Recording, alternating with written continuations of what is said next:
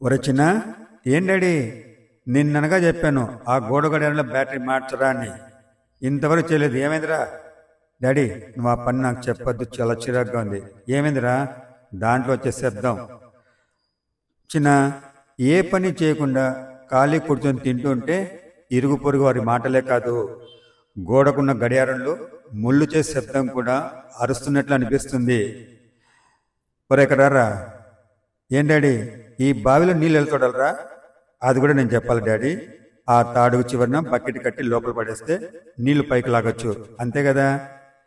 అలా కాదురా, బావిలో నీటి కోసం వేసిన బకెట్ కాస్త ఒరిగి ఉన్నప్పుడు మాత్రమే నీటిని పైకి తాగలము.